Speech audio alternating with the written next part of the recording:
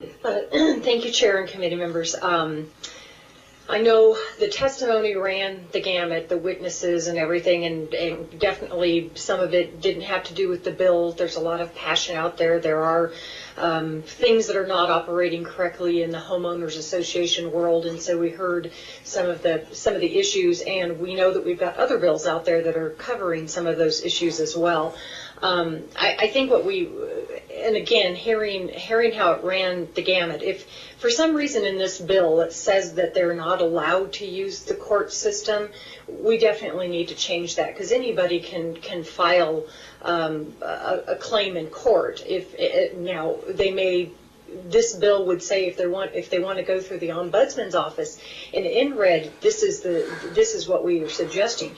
You heard testimony from people that said their cases have been delayed for years, months and years. And that's one of the reasons behind the bill, is because the ombudsman's office, frankly, we don't fund it well enough to handle all of the many complaints that come through homeowner to homeowner, homeowner against association. There's just too many of them. And so they're not getting their issues resolved in a timely fashion.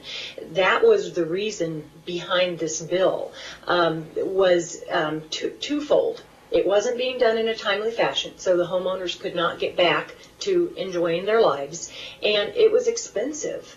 Going to court is expensive. You heard one person testify that they spent $65,000 in court, and and as a prevailing party, they were only awarded $18,000. Most people don't have the money to go to court. And I'm in agreement about arbitration fees needing to be capped. I'm not the expert on it, and that's the reason it said to put it in the hands of somebody who could determine what that is. If there is somebody out there that is an expert and can say that, then we should turn to them. But the idea is to get their issues resolved in a timely and not an expensive fashion, and that's what this bill tries to do. I wanted to, and I promised to be quick, Mr. Chair, and I thank you for your indulgence, because there's a couple of confusing sections that are actually current law that I don't think people realize is current law. The one of them was on page 16. This is the one that I think that we had heard some concerns that people's homes could be taken away. I think what they're talking about is, if you'll see current law above it where it's been stricken, where it says assessments mean, we took that section and put it down below with the thing charges means, because assessments, it was a cleanup of the language. Assessments weren't all of those things that were below. It's almost similar language. We just replaced the word assessments with charges. Underneath the charges, it talks about assessments. So this is just current law that's just been moved to be down below. We heard somebody with an issue with the term irreparable harm. That's also current law. That's on line 36, where there's immediate threat of irreparable harm. What we did was try to define what irreparable harm is, because it's not defined. So below it is the definition of irreparable harm. So it is current law there. The assessments situation is also current law. We just tried to clarify it more than anything. Thank you very much, Senators. I understand that definition of charges there under section 16 on page 16 of the bill would only apply to chapter 38 of NRS. It would not apply to chapter 116. So I don't believe that it could lead someone to losing their home through foreclosure because of these charges for mediation or arbitration. There would only be the options in chapter 116. You may be correct.